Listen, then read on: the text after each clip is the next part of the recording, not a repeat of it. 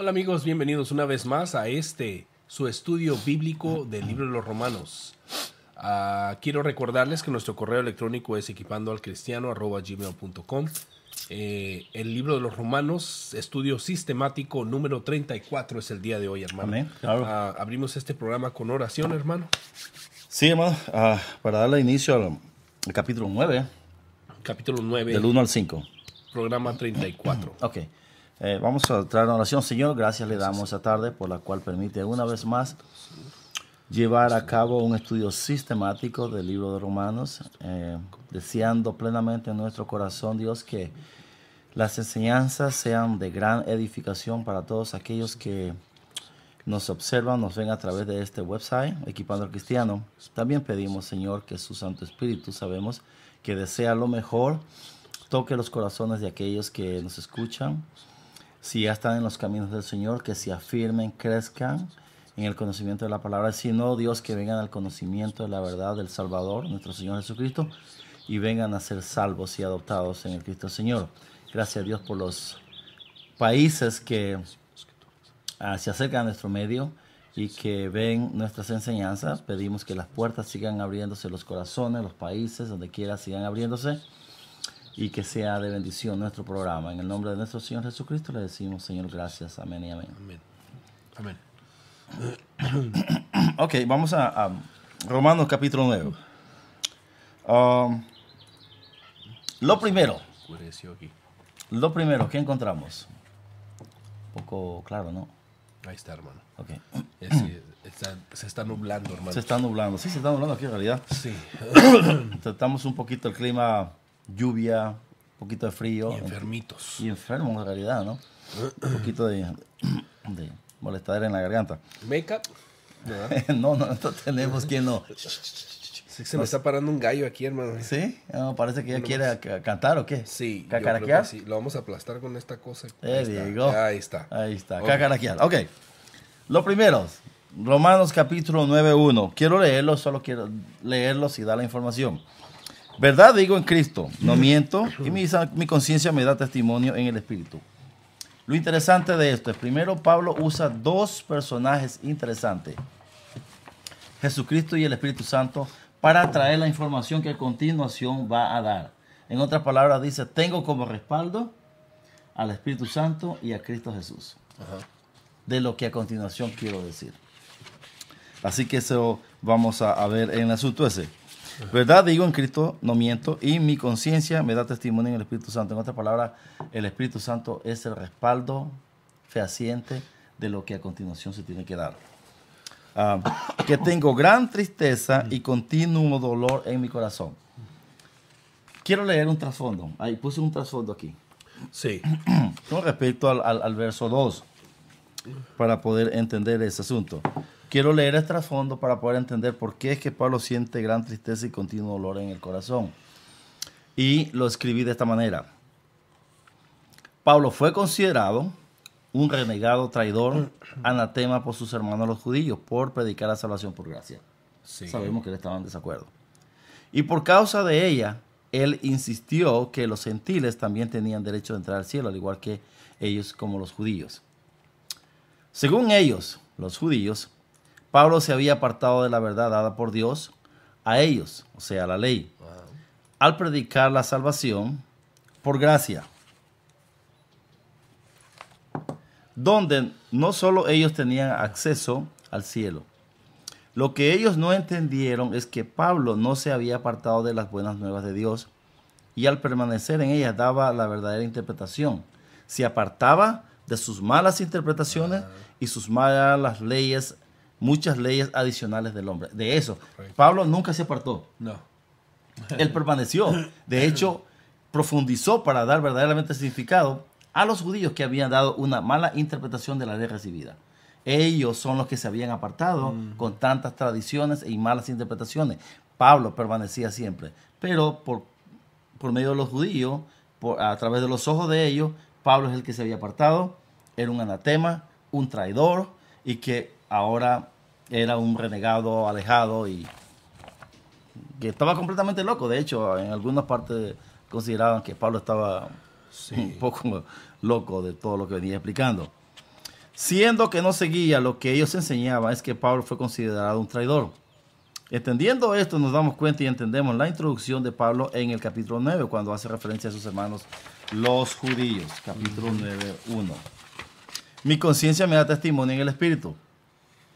Su conciencia en comunión con el Espíritu. Eso es cuando dice mi conciencia da testimonio en el Espíritu, significa su conciencia en comunión con el Espíritu. Está hablando de una conciencia ya del hombre redimido. Correcto. Sabemos, obviamente, que el hombre natural no tiene conciencia de ese estilo. Al contrario, tiene una conciencia cauterizada, de acuerdo a 1 Timoteos 4:2. Vamos a pasar al capítulo 2, 9:2. Ya hablamos el 9:1. Que tengo gran tristeza y continuo dolor en mi corazón.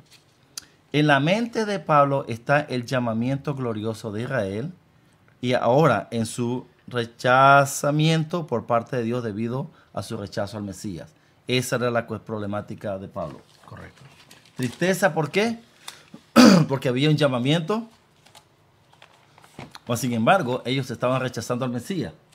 Y esa era una gran tristeza.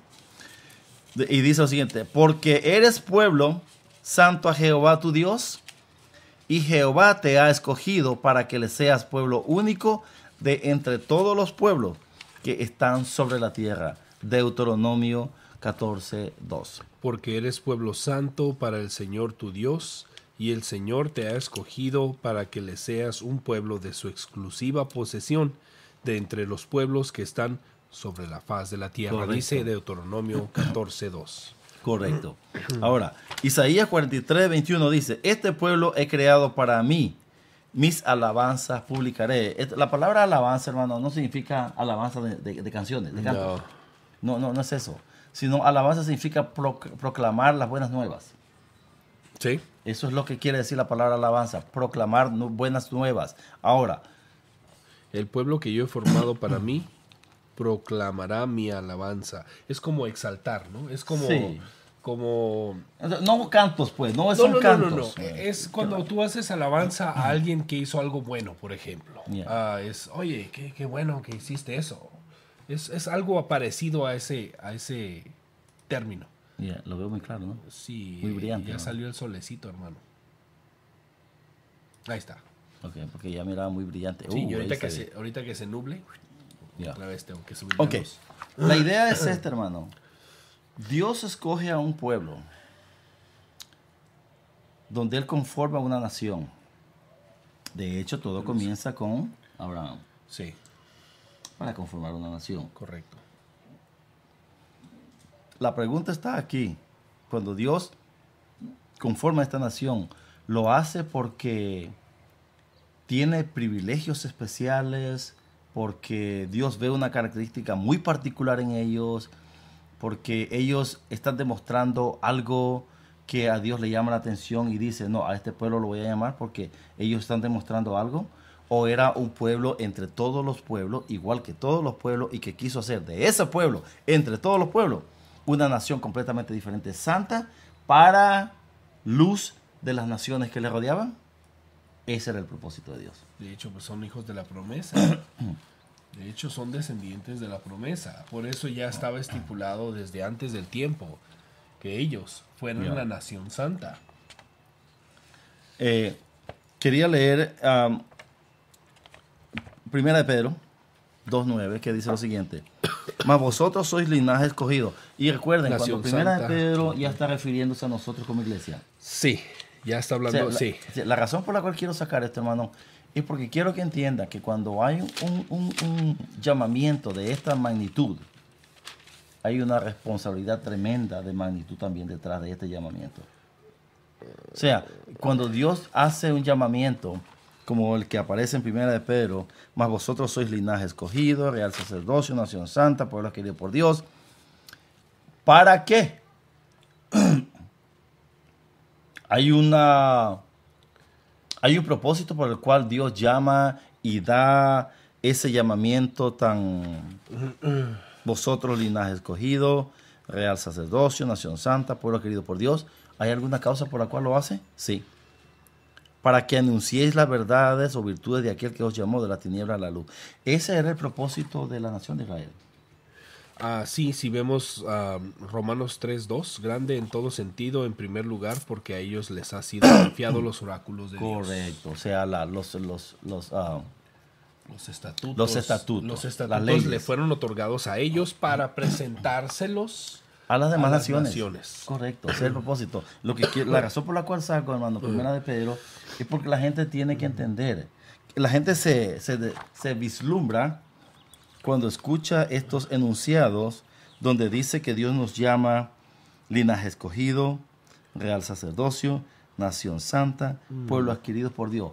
Pero se olvidan por qué es que Dios nos llama de esa manera. De hecho, Dios llamó de esta manera a la nación de Israel. Sí. Y dijo, voy a llamar a un pueblo que no es mi pueblo. Y luego transfiere. Eso se lo pasa a la nación de los gentiles. Sí. Porque la nación de Israel tuvo un problema. No proclamó las alabanzas. No hicieron su trabajo. Correcto. Entonces ahora llama a una nación diferente. Con un propósito, igual que el que tenía con la nación, de proclamar las buenas nuevas. Más sin embargo, parece que se está cayendo en el mismo error. De acuerdo a ciertas situaciones que se dan por aquí, sí, o se ven, parece que se está copiando, o se está pasando al mismo error que la nación de Israel tenía. Sí. Hay un llamamiento fuerte, pero también hay una responsabilidad fuerte. Correcto. Somos sacerdotes del rey. Y hay muchos Apocalipsis 1:6, 20:6.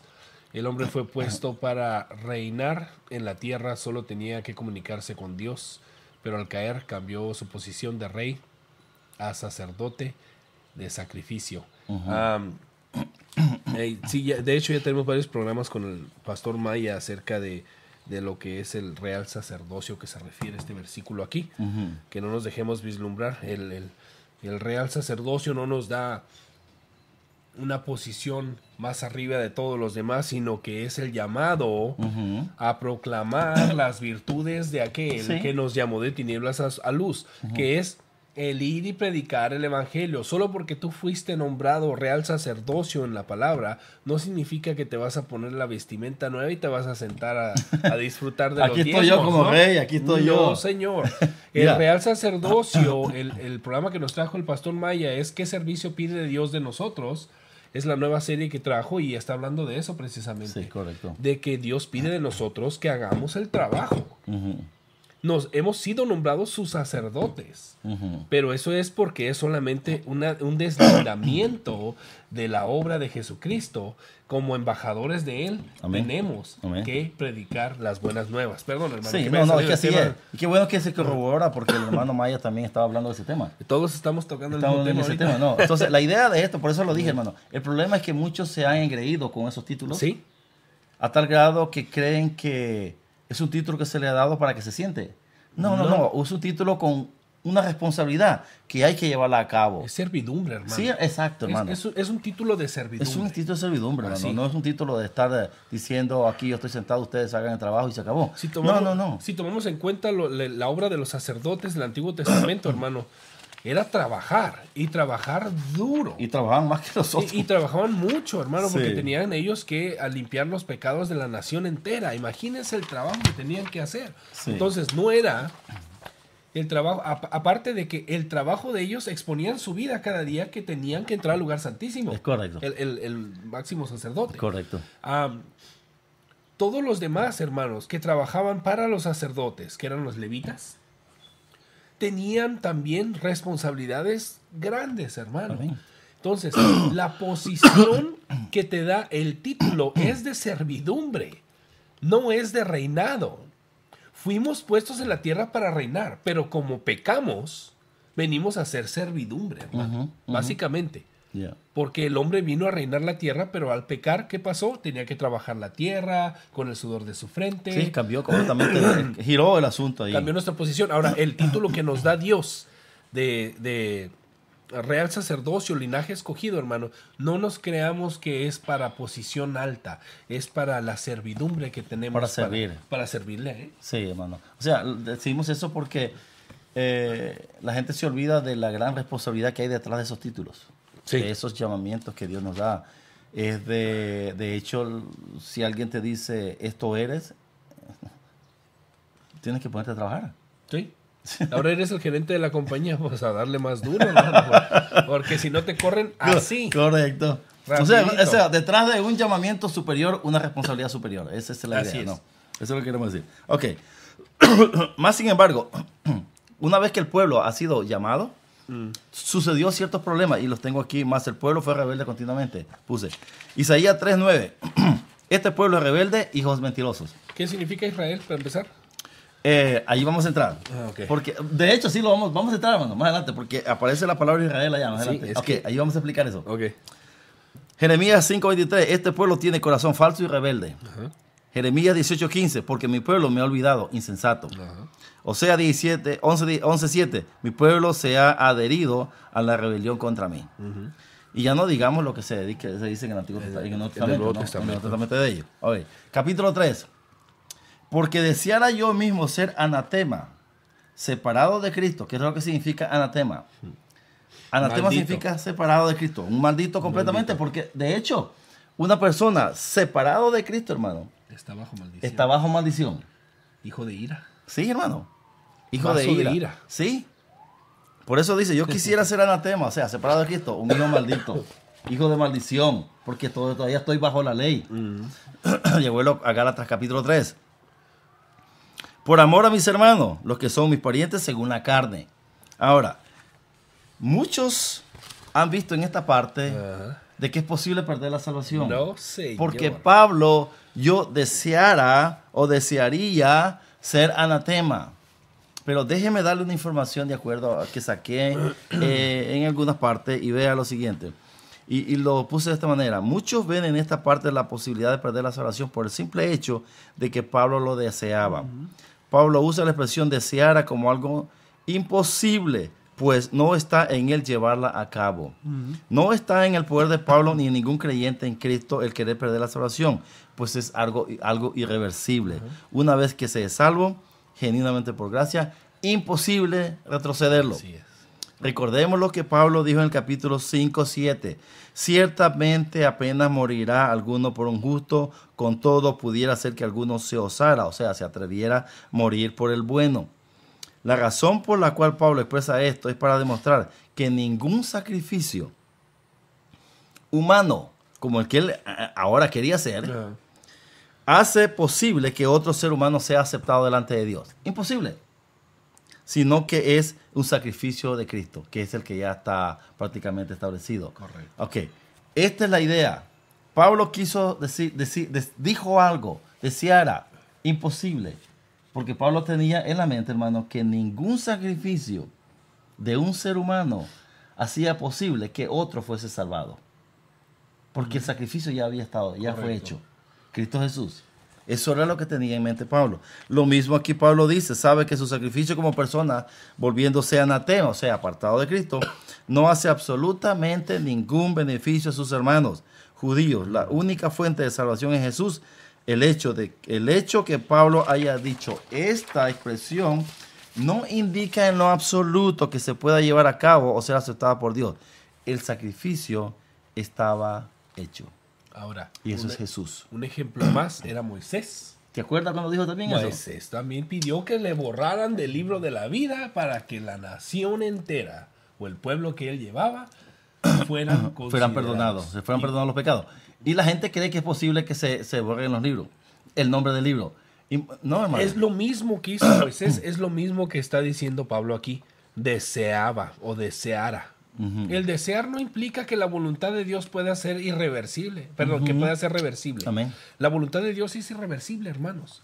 Y si la voluntad de Dios es, ¿qué dijimos? Que todos vengamos a aceptar a su Hijo Jesucristo para recibir Que la ve- salvación eterna. Aprendo conocimiento de Jesús. Sí, al pleno conocimiento de Jesús. Esa es la voluntad de Dios. Ahora, si usted ya vino y entró dentro de la voluntad de Dios, déjeme preguntarle a usted, hermano, ¿se atrevería a decirme a mí que usted puede cambiar, que puede hacer que Dios cambie de opinión? ¿Qué hubo? No, hermano. Es irreversible. No. ¿Sabes qué? Si viniste a ser salvo y no te gusta, I'm sorry for you. Ya estás ahí. I'm sorry for you. ¿Sabes qué? Es irreversible. Algo está sucediendo aquí en la computadora, hermano. Sí, porque veo que se está parando. Sí, se detuvo. Ya van 3 veces que veo eso, hermano. Si tú vienes a ser salvo y no quieres ser salvo, 2 posibilidades hay. Una, es irreversible. Y 2, que nunca lo has sido, hermano. Amén. Así de fácil. Así de sencillo. Así de fácil. O sea, si vienes a ser salvo y no te gusta ser salvo, entonces nunca lo has sido. Así de sencillo. Y si eres salvo y empiezas a hacer ¿cómo se dice? ¿Quejas? Ajá. Si ya eres salvo genuinamente, lo siento mucho, ya estás ahí. Ya. No hay nadie que te quite. No, y qué bueno, bendito sea Dios. Qué bueno, porque no creo que quieras Exactamente. irte para allá. Capítulo 9, del 4 al 5. Aquí viene lo bueno, hermano. Que son los últimos el asunto, porque ya leímos el 3, ¿verdad? Sí. Ok. Que son israelitas de los cuales... Voy a leerlo aquí. Está hablando de sus hermanos en carne, Ujú. que son israelitas. Sí, pongámoslo en contexto, leamos desde el 3 otra vez, hermano. Porque deseara yo mismo ser anatema, o sea, apartado o separado de Cristo, por amor a mis hermanos, los que son mis parientes, según la carne, o sea, los israelitas, Ajá. que son los israelitas, dije él, de los cuales son la adopción, la gloria, el pacto, la promulgación de la ley, el culto y las promesas, Hay de mucho. quienes son las patriarcas y de los cuales, según la carne, vino Cristo, el cual es Dios sobre todas las cosas, bendito por los siglos. Amén. 4 y 5. Necesitamos terminarlo allí y explicar cada partecita. Él le metió mucho ahí, Pablo, hermano. A quienes pertenece la adopción que vimos en el programa pasado, Sí. en el de Somos todos hijos de Dios. Ujú. ¿Está hablando de esa adopción, hermano? Ese es eso que vamos a ¿O ver está ahorita. hablando de otra adopción aquí? Otra adopción. Ok. Otra adopción. Está hablando de qué adopción. Porque estamos hablando ya de... Pablo lo deja claro. Mis parientes según la carne. Ujú. No está hablando espiritual. No, son parientes según la carne. Ahí está hablando de un plano natural. Ya. Que son israelitas. A quienes pertenece la adopción como hijos. Eso quiere decir que no propiamente puede estar hablando de un plano espiritual, porque Pablo anteriormente está hablando de una posición. Mis hermanos, la carne. Sí. O sea, aquí eso quiere decir que Pablo está en un nivel espiritual, pero ellos Sí. son hermanos en la carne. Correcto. Y la tristeza Él de está Pablo, acá arriba. correcto. Así es. Pablo está en un nivel espiritual Sí. y él está viendo a sus hermanos en el campo natural, Correcto. que están en el campo natural, y él tiene la gran tristeza de que estos están aquí y quisiera, Que estuvieran acá. pero hay un problema. Entonces, ¿a qué tipo de adopción se refiere ahí? Entonces, la palabra adopción, la que vamos a ver ahorita, y eso es lo que vamos a, a leerlo ya, que, ¿dónde lo tenemos? En el capítulo, ok, A continuación se mencionan 7 ventajas o privilegios. ok, eso es lo que vamos a ver. Primero los israelitas, es lo primero que se menciona. Descendientes de Abraham por medio de Isaac y luego Jacob, cuyo nombre fue cambiado a Israel. Génesis 32, 28. Y es a partir de este nombre que la nación se le conoce como israelita.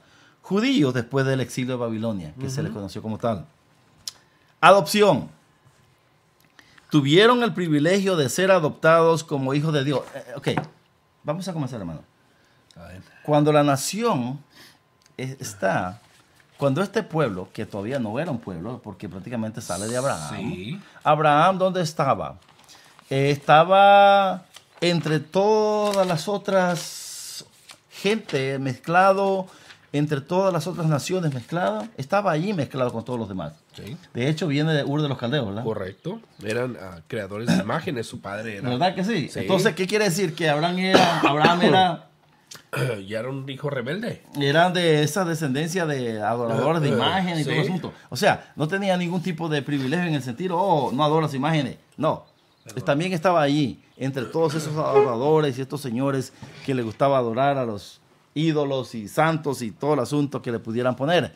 Esta es la idea. Cuando la palabra adopción se usa, significa que Dios adopta a un pueblo que viene de descendencia de Abraham, porque los adopta en el sentido de sacarlos de un grupo para conformar una nación nueva. Y quiero leer algunas partes escriturales. No considero que esté hablando en el aspecto espiritual la adopción aquí, absolutamente. Porque Pablo viene hablando anteriormente de que hay un problema y la tristeza de él es que él está en un nivel espiritual donde él ya ha sido adoptado como hijo, porque ha sido engendrado espiritualmente a través de Cristo Jesús. entonces se sucede la adopción espiritual. Esta adopción no necesariamente puede estar hablando de eso, porque vamos a leer algo en... Éxodo 4:22. Dice, entonces dirás a Faraón, así dice el Señor, Israel es mi hijo, mi primogénito. ok, mi primogénito en el sentido porque es el primer pueblo que Dios escoge. Natural, está hablando Ese- del exacto. sentido natural. Exacto, el La primer hijo creación. natural. El Así primer es. hijo natural que Dios escoge dentro de todas las naciones para conformar una nación santa Sí. y llevarla a un nivel espiritual Sí. diferente. Esa es la idea aquí. Dice, Éxodo 19:5-6 dice, ahora pues si dieres oído a mi voz y guardareis mis pactos, vosotros seréis mi especial tesoro sobre todos los pueblos. Ok. Es condicionado, ¿eh? Condicionado, claro. Sí. Es algo condicionado.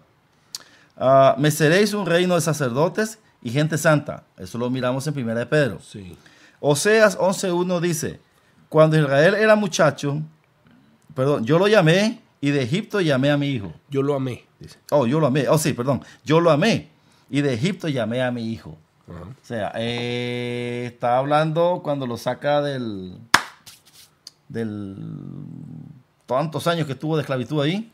Que podemos correlacionarlo con Gálatas 4. Gálatas 4:1 al 5. Sí. Sí. La razón por la que estamos diciendo esto es porque Oseas dice, cuando Israel era muchacho, yo lo llamé. O sea, ya que pasó a su madurez, Cristo lo llamó y de Egipto llamé a mi hijo. Entonces ya vino a llamar a su hijo. Estamos hablando del sentido natural. 400 años pasó Israel en su travesía en Egipto. Pero llegó el tiempo, dice la palabra que escuchó el clamor de Dios de ellos, Sí. donde le suplicaban, y llamó a su hijo. Sacó a toda esa nación, y aunque sabemos que toda esa nación que salió no es la que entró, no es la que entró, porque necesitaron ser purificados, renovados. Sí. ¿Correcto? Las nuevas generaciones. son Tienen las que haber entraron. venido mezclado, hermano. Así es. Entonces venían con tanta cosa de Egipto. Sin embargo, siguieron siendo sus hijos. Sí, mezclado. Inclusive, estoy plenamente seguro de que muchos que no eran judíos también entraron ahí. Dice que venían egipcios. Allá, mezclados ahí. Ajá, hermano. venían ahí. De todo el asunto. Ok. Ajá. Seguimos. Entonces, estamos hablando de una adopción no propiamente espiritual. No. Estamos aquí. hablando de un pueblo creado y lo adopta Dios, una nación que la Así adopta como una nación para que sea completamente diferente respecto a los otros pueblos. Sí. Para empezar el proceso. Para empezar un proceso. De este plan de Dios. De conformación. Es correcto. De conformación. Vamos al 9.3, al número 3, que es la gloria. Vamos a hablar de la palabra gloria. Los comentaristas hablan de la presencia misma de Dios para con su pueblo, como también de sus manifestaciones poderosas. Eso es lo que ellos consideran. De cuando se habla de gloria, no necesariamente habla de la presencia misma de Dios en la nación de Israel, sino de todas sus manifestaciones poderosas, donde se manifestó el poder de Dios, la gloria de Dios en poder manifestado. Éxodo 40:34. Sí, esa es la nube. ¿Se acuerda? Sí, cómo no. Que esa es la presencia misma, Esa que es la gloria presencia misma de Dios ahí. Sí. O sea, estamos hablando de una gloria misma, la presencia misma de Dios en eso. Correcto. Cuando hablamos de 40:34 dice, una nube cubrió el tabernáculo de reunión y la gloria de Jehová llenó el tabernáculo. O sea, estaba ahí. Exacto. Esa es la su presencia misma. Sí. Entonces muchos opinan que se está hablando de la presencia misma de Dios con el pueblo constantemente, como también en las manifestaciones gloriosas de Dios, en algunos asuntos que se dieron, como en batallas, en milagros y todos esos asuntos. Levítico 16:2. Okay. Porque yo apareceré en la nube Gloria. sobre el propiciatorio, o sea, la gloria de Dios va a aparecerse allí. Éxodo 40:36-37. Cuando la nube, o sea, la gloria, se alzaba del tabernáculo, los hijos de Israel se movían. Pero si la nube, o sea, la gloria de Dios, no se alzaba, ellos no se movían. Sí, pero aquí Pablo en 9:4 no se está refiriendo a una nube, ni a la presencia física de Dios. No. Está hablando Está en- refiriéndose a la esencia incorporada a la nación. Sí, o sea, la gloria es la... Las manifestaciones de su gloria, más bien. Sí. A lo que podemos decir los profetas, Los profetas que entraban a predicar a la nación de Israel eran una manifestación de la gloria de Dios. Sí, por eso le digo, por eso dije al comienzo, no necesariamente puede estar hablando la presencia misma de Dios. Correcto. Permanente. Está hablando también de las manifestaciones gloriosas de Dios en sus manifestaciones de poder. Correcto. Con respecto a las cosas que sucedieron. Okay. Cualquiera que esta haya sido. Sí. Sea proclamación, sea liberación, sea sanación, lo que sea, hermano. Sí. No solamente, de hecho, no podemos desconectarla. No, pues ¿cómo? No, ¿sabe por qué? Porque si la presencia de Dios, la gloria no está, no se da de manifiesto lo otro. Por eso le digo, no podemos desconectarlas, tienen que estar las dos ahí. Si no hubiera estado la gloria, la manifestación de la gloria de Dios en la nación de Israel, Cristo nunca hubiera llegado. No, hermano, no. De hecho, es una de las manifestaciones más gloriosas y poderosas que existe, que esa es la que vamos a llegar al final. Pero no puede desconectar una de la otra. La presencia de Dios tiene que estar para que se den manifestaciones gloriosas, poderosas en el pueblo, en la nación, sean en liberaciones, en luchas, en batallas, en sanidades, cualquiera de estas que sea. Sí. La presencia de Dios tiene que estar ahí. La gloria de Dios tiene que estar ahí para que se den estas manifestaciones gloriosas. Así es. Si no es así, porque, o sea, no se puede desconectar eso, hermano. Ahora, el pacto. Ahora, los pactos de acuerdo al vocablo griego. Sin dudas, el pacto. Y lo puse en plural, los pactos de acuerdo al vocablo griego. O sea, de acuerdo al origen, significan los pactos, no el pacto. Porque dice el pacto. Sí. Y de acuerdo estaba leyendo el comentario. En mi Biblia dice los pactos. Ok, gracias. Porque hay unos que tienen el pacto. Porque quiere hacer referencia desde el principio, ¿no? Ya, correcto. Por ejemplo, aquí, dice 9.1, el pacto. Digo la verdad en Cristo, no miento, donde me testimonio. 9.1. 9.4. Oh, 9.4. No. Aquí dice los pactos. Ok. La mía. Valera tiene el pacto. Ok. Por eso puse aquí. Sí. Porque el griego significan los pactos. Porque fueron muchos. Correcto. Ok. Comenzamos. ¿Cuáles son? El pacto primero con Abraham, Génesis 12 del 1 al 3, donde hay el llamamiento, ¿se acuerda? Ajá. El primer llamamiento que Dios hace a Abraham, hay un pacto ahí. También está Génesis 13, 14 y 17, que es la posesión de la tierra, es otro pacto. Sí, déjeme ver porque aquí también me marca Génesis 12, 7. Ok. Déjeme buscarlo, nada más para dejar claro, porque a veces, como lo he dicho anteriormente en esta Biblia que tengo, hay cosas raras. El Señor se apareció a Abraham y le dijo, a tu descendencia daré esta tierra. Entonces sí, 12:7 también es parte del de los pactos. Ok. 15:4-5 habla de la descendencia, cuando hace el pacto de Dios con Abraham de dar una descendencia. Ajá. Con David en 2 de Samuel 7:4-17 hay un pacto con David. Ajá. Y el pacto supremo. El pacto considerado el pacto supremo, que es el de Dios a través de su Hijo. Jeremías 31:31-34. Ese es el pacto supremo. Ya no solamente para la nación de Israel. Es un pacto supremo para todo. También está Isaías 9. Vamos a buscarlo rapidito. Isaías 9, ¿qué? 9, 6, 7. Dice, porque un niño nos ha nacido, un hijo nos ha sido dado. Estamos hablando de la promesa de Cristo. Promesa de Cristo. Que ese es un pacto. Sí. Ese es un pacto que y viene. Y Ezequiel, ahí. Lo que dijo usted. No, Jeremías. También viene Ezequiel. Sí, también está 34, hay 23, muchos, 24. Hay muchos. Hay muchos, hermanos. Lo que pasa es que no quise sacarlos todos. Sí. Pero hay muchos, hermanos. Entonces no es el pacto, es los pactos. Porque a través de la historia de la nación de Israel, hermano, el Señor vino haciendo pactos. Pactos, el pacto, como lo menciona en la Reina Valera, es porque el primero en haber sido pactado fue con Abraham. Ya, se ve brillante. ¿Brillante? A ver, vamos a tengo idea que Ahí está. Ahí está. Sí, entonces el pacto viene haciendo referencia a los pactos que ha hecho Dios con su nación. Ya, fundamentándose al final ya con el pacto supremo, que es Isaías 9:6, que habló de uno de ellos, que es la venida del Mesías. Sí. Ese es otro pacto supremo. Ahora, seguimos con la otra, que es la promulgación de la ley. En la mente de Pablo está la introducción de la ley por medio de Moisés en el monte Sinaí. Por ejemplo, Éxodo 20, del 1 al 7, que son los mandamientos. Es bueno mencionar cuál es el propósito de la ley de acuerdo a Gálatas 3, 19 y 24. 19. Yeah. Ahora, hay una promulgación de la ley. No solamente está en Éxodos 20, 1, 17, también está en Deuteronomio capítulo 5, si no estoy equivocado.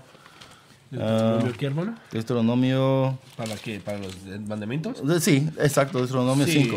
Sí, Esa es la promulgación de la ley. Correcto. Sí, y no solamente está ahí, sino que está en Éxodo 20 del 1 al 17. Esa es la otra promulgación de la ley.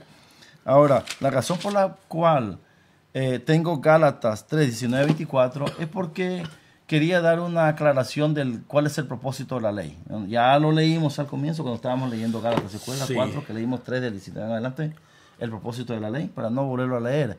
Estamos... Aunque lo leímos en el programa pasado. En el programa anterior. En el programa de Somos Todos Hijos de Dios. Ahí en ese programa leímos eso. Pero léanse Gálatas 3 de 19 Sí. hacia abajo. Y verán cuál es el propósito de la ley por la cual fue dada. De hecho, Gálatas 3, 19 al 24, si puede. Sí.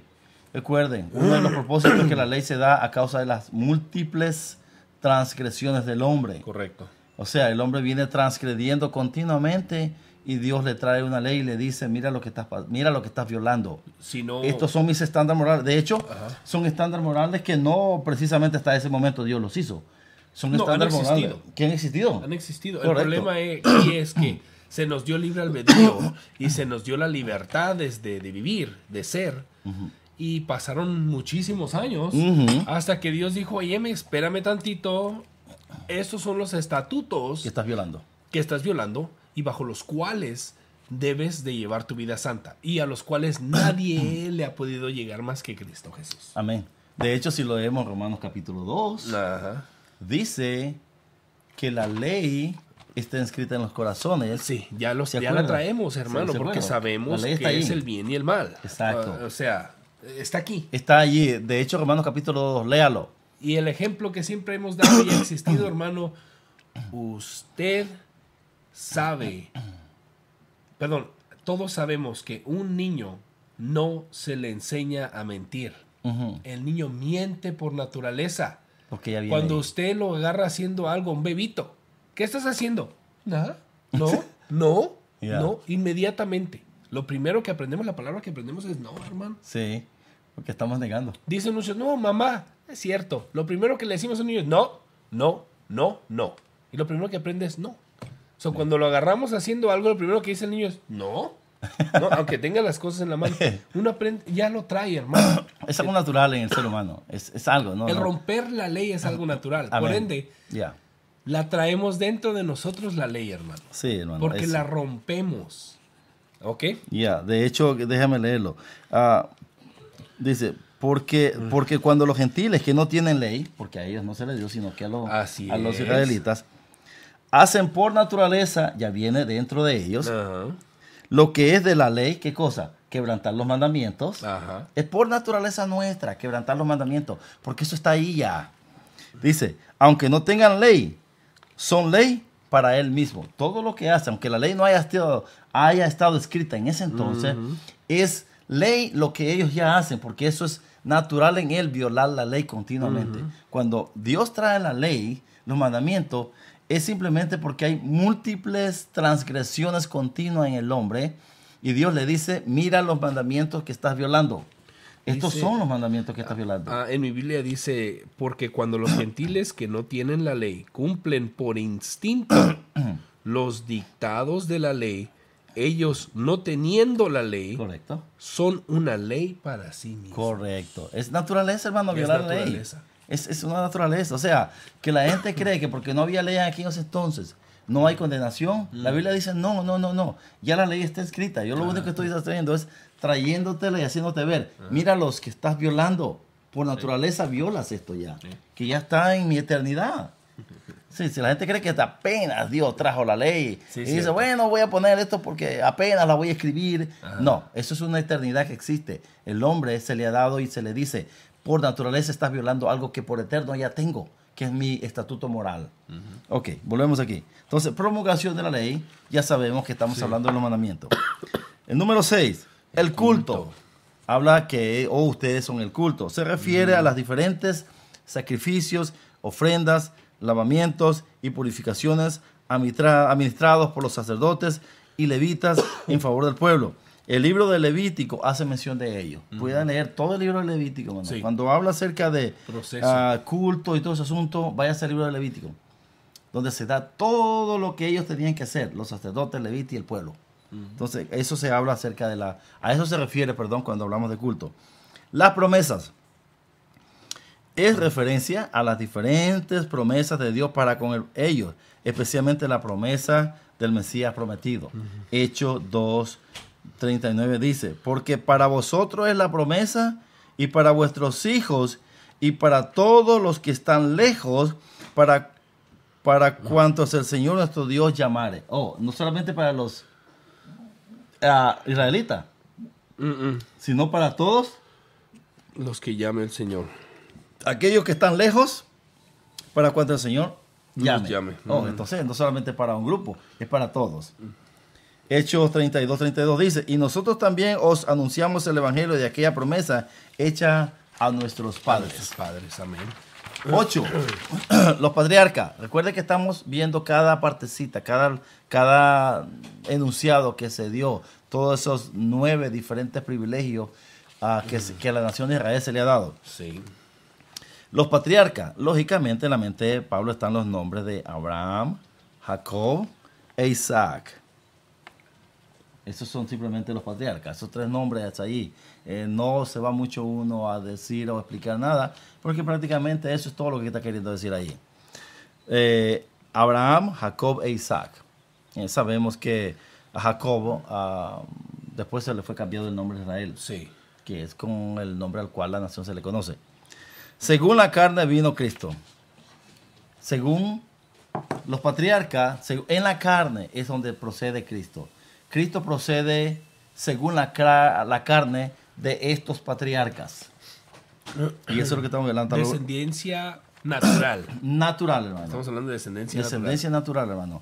La naturaleza del Hijo de Dios fue tomada de los israelitas, especialmente de la tribu de Leví, de Judá, no de Leví, de la tribu de Judá. Hebreos 7, 14. Ahí dice. Romanos 9:5 dice que Cristo vino de los patriarcas según la carne. Romanos 1:3 dice que viene del linaje de David. Ese es todo el asunto ahí. Pero al final, hermano, recuerde que todo esto es cuestión de la carne. Pero al final Pablo dice, y aquí hay una problemática que quiero leerla. Romanos, porque para muchos creo yo esta Biblia le es conocida, supongo. El nuevo... Algunos no se quieren contaminar. Perdón, ¿cómo se llama? Ándale. Traducción del Nuevo Testamento. ¿Será que algunos no se quieren contaminar, hermano? Del Nuevo Mundo, perdón. Ahí tengo yo la mía, hermano. Y no quieren agarrarla porque la dejé. Se contaminan. Que se contaminan. algunos no la toman. A ver, ¿qué dicen ellos? Algunos no la toman ni la tienen en su casa porque es contaminación, es abominación a Dios. Bueno. Ok. Mire lo que dice 5, y aquí vamos a terminar. De quien son los patriarcas y de los cuales, según la carne, Cristo viene, según la naturaleza humana. El cual es Dios sobre todas las cosas, bendito por los siglos. Amén. El cual es Dios sobre todas las cosas, amén. Bendito. Amén. Ok. Yo quiero leer del Nuevo Mundo de los Testigos de Jehová. Déjeme decirle esto. El 9:5. Déjeme leer la traducción del Nuevo Mundo. A quienes pertenecen los antepasados y de quienes provino el Cristo según la carne. Dios que está sobre todos, sea bendito para siempre. Amén. Según la carne, punto. Dios que está sobre todo, sea bendito para siempre. Amén. No se está refiriendo a Cristo, no. De acuerdo a los testigos de Jehová. Cuando ellos escriben Dios está sobre todo, significa el Padre. En mi Biblia dice así, de quienes son todos, de quienes son los patriarcas y de quienes, según la carne, procede el Cristo, el cual está sobre todas las cosas, Dios bendito por los siglos de los siglos. Amén. Está hablando de Cristo. Sí, el problema, hermano, usted sabe, yo sé. Mucha gente sabe que en el griego original no hay puntos ni comas, hermano. Ese es el problema. Existen. No, ese es el problema. Entonces, cuando uno llega a estos términos, casi, hermano, arbitrariamente usted lo puede hacer como usted quiera. Sí. Usted puede poner la comas y puntos donde usted quiera. Por eso los testigos de Jehová, cuando llegaron a esta postura, para respaldar su posición de que Cristo no es Dios, ellos movieron esta escritura y movieron puntos y comas de acuerdo a la conveniencia personal de ellos. De demostrar de que Cristo no es Dios. Ahora, yo quiero leer lo que A.T. Robertson dice en su comentario directamente del griego. Dice, el cual es Dios sobre todas las cosas. De hecho, Francisco La Cueva tiene un comentario interlineal griego-español. Y dice, el cual es sobre todas las cosas Dios bendito por siempre. Eso es lo que dice el interlineal. Ahora, de acuerdo a este comentarista, A.T. Robertson, en su comentario al griego, dice lo siguiente. Poner un punto y seguido después de sarca, que sarca es la palabra griega para carne, o punto y coma, hace que la oración tenga un resultado brusco y forzado. En otras palabras, lo que hace es torcer la escritura y no darle el sentido correcto de lo que tiene. Lo que pasa es que los escritores, cuando, por ejemplo, Reina Valera y todos los otros comentaristas y todos los otros escritores, cuando hacen esta escritura, hermano, tienen en mente el contexto lejano, general, donde los muchos otros versos declaran a Cristo como Señor y Dios y soberano, de la misma esencia del Padre. Correcto. Y es lógico que cuando ellos vienen aquí, tienen en mente ese concepto. No pueden torcer la escritura. Entonces tienen que poner la dirección tal y como es. Los testigos de Jehová, como ellos niegan la divinidad de Cristo, es lógico que ellos tienen que torcer la escritura de tal manera para que apoyen su posición. Correcto. Y es por eso que está escrito de esta manera. Pero, de acuerdo a lo que la Biblia declara, en su contexto general, tiene que ser la manera en cómo se escribe. Dios es Cristo sobre todas las cosas. Y sencillo y se acabó. Amén. Así es. Así que terminamos ahí, hermano. Romanos 9 del 1 al 5. Y comenzaremos la próxima vez con el número 6. Así que bendiciones para todos. Y que el Señor les bendiga. Y si el hermano tiene algo que cobrar algo más. No, nada más recordarles que nuestro correo electrónico es equipandoalcristiano@gmail.com. Y recordarles que este programa, hermanos, es para beneficio de todo aquel que le escuche. Es para que la simiente siga creciendo, hermanos. Amén. Nuestro interés en Equipando al Cristiano no es transversar la palabra de Dios, sino darla tal como es. Nuestro interés no es hacer que usted se aleje de Dios, sino que se acerque aún más a Él. Y de hecho, hermano, para la gente que está en Cristo Jesús, que se afirme aún más en la fe que tiene. Claro, no estamos, hermanos, para hacer que nadie se torne anatema o que nadie se haga un apóstata, porque un cristiano no puede cometer apostasía. No. Hermanos, queremos de veras, en este programa nuestra intención es alimentar su espíritu, alimentar su conocimiento para que usted salga más preparado y no le puedan dar gato por liebre, como podemos decir. Popularmente, sí. Habemos quienes vamos a la iglesia, habemos quienes no vamos a la iglesia, y habemos quienes de este medio tomamos toda la información que nos es requerida para nosotros predicar el evangelio de nuestro Señor Jesucristo al mundo. Así que, hermanos, una vez más les pido por favor que nos escriban con cualquier comentario o error que hayamos tenido en este programa. Que Dios me los bendiga a todos hoy y siempre. Amén y amén. Amén. Bendiciones, hermano.